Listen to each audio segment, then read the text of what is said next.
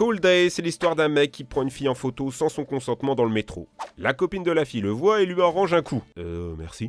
Mais en fait, les deux filles sont amoureuses du même mec, et vu que c'est un gros connard pervers narcissique, pif paf pouf, ça ken et ça trahit dans tous les sens, et il finit par mettre enceinte la meilleure amie de la fille avec qui il est en couple.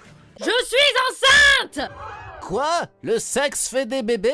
Et le pire, c'est qu'il lui demande d'avorter, évidemment. C'était pas trop le bon plan, mon gars. La fille enceinte poignarde à mort le mec, mais c'est pas fini.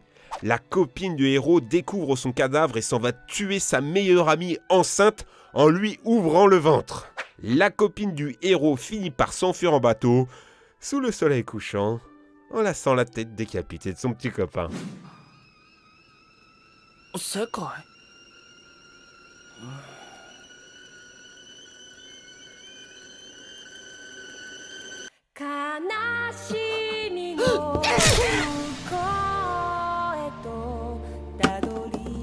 Suicide. La culture japonaise a une esthétique du suicide très forte. On a cette magnifique scène de seppuku d'un patriotisme, l'iconique scène du train dans Suicide Club, et c'est assez connu sur internet. On a aussi des représentations carrément de suicide d'enfants comme dans When They Cry. Mais celle qui pour moi est la pire, c'est le suicide du professeur devant toute sa classe dans le manga Hanover.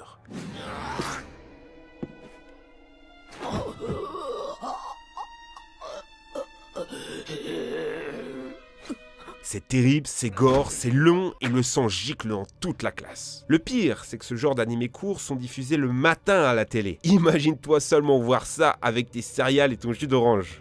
Massacre à la maternelle. Elfen Lied est un très bon manga qui, sous ses apparences gore, cache quand même une histoire intéressante. Lucy est une fille élevée dans des laboratoires à cause de ses pouvoirs télékinésiques. Le manga commence, elle s'échappe et tue à peu près tout le monde. Sauf que voilà, un sniper la touche en pleine tête, ça la rend amnésique et commence l'histoire. Et évidemment, la redécouverte progressive de ses pouvoirs dangereux. Sauf que voilà, on a un flashback de son enfance avant qu'elle finisse au labo. Et c'est du genre horrible. Elle a pas d'amis, tout le monde la déteste à cause de ses cornes et son meilleur ami, c'est un petit chiot tout mignon.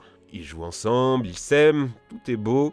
Sauf qu'un jour, les garçons de sa classe décident de battre à mort le petit chiot. Et là, ses pouvoirs explosent. Oui, on est en pleine maternelle et le massacre est précis. Il y a pas mal d'autres scènes troublantes. Je vous conseille ce manga, allez le regarder, ne serait-ce que pour ce magnifique opening. Quand l'horreur est absolue. On va parler de la scène la plus horrible que vous puissiez voir.